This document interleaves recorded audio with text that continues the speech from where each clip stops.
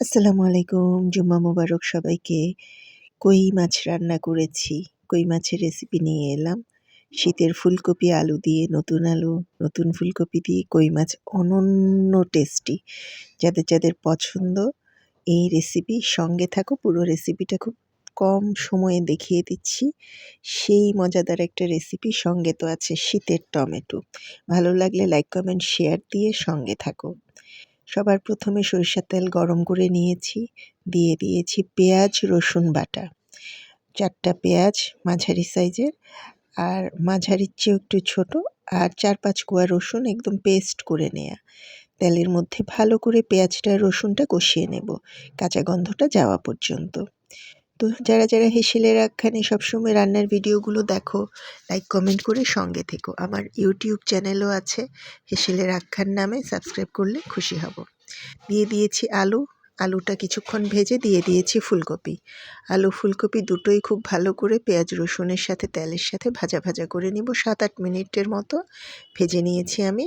আলুটা ভেজেছি 5 মিনিটের মতো পেঁয়াজ রসুনে, তারপরে ফুলকপিটা দিয়েও 7-8 মিনিটের মতো ভালো করে ভাজা করে নিচ্ছি। এরপরে দিয়ে দিব, যখন একটু ভাপে হয়ে আসবে মনে হবে, মশলা, হলুদের গুঁড়ি, মরিচের গুঁড়ি, ধনিয়া জিরার মিক্সড মশলা দিয়ে পানি দিয়ে আলুটা আর ফুলকপিটা সিদ্ধ করে নিব। এর মাঝখানে দেখাইনি, কিন্তু কই মাছগুলো খুব ভালো করে ভেজে নিয়েছি, একদম খেতে পারা যাবে মতো করে কই মাছটা ভেজে নিয়েছি।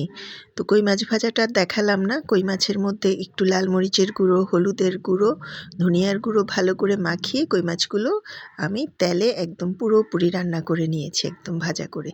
যখন ফুলকপি আর আলুটা সিদ্ধ হয়ে এসেছে বুঝতে পেরেছি, তখন দিয়ে দিলাম মাছগুলো।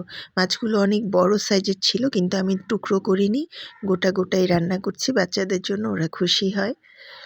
তো দেখো, ভালো করে একটু পানিতে তরকারির পানির মধ্যে চুবিয়ে দিলাম যেন ভালো করে ঝোলটা যায়। এরপরে দিয়ে দিব টমেটো আর কাঁচামরিচগুলো ডিপে রেখেছি বলে কাঁচামরিচগুলোর চেহারা এরকম। আর টমেটো ছাড়া তো রান্না হবে না। মজাদার সুন্দর একটা শীতের সবজি মানেই হচ্ছে টমেটো। তো টমেটোও দিয়ে দিলাম বেশি করে।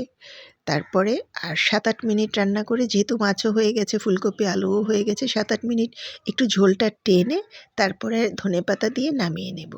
তো কেমন লাগলো রেসিপি জানিও। হলুদ, মরিচ আর লবণ দিয়েছি। একটা ফুলকপি ছিল, 6টা মাছ ছিল বড় পিস, সে আন্দাজে দিয়েছি। তো রান্না আমার শেষ, এখন গরম পরিবেশন করব। স্বাদমতো লবণ দিতে ভুলিনি কিন্তু। তো কেমন হলো রান্না জানিও। সবার জন্য অনেক শুভকামনা রইল। রেসিপি ভালো লাগলে একটা লাইক করবে, সুন্দর একটা কমেন্ট করবে, সঙ্গে থাকলে সঙ্গে পাবে। শুভ দুপুর সবাইকে আবারও। এই মজাদার রেসিপিটা কেমন লাগলো জানাতে ভুলো না।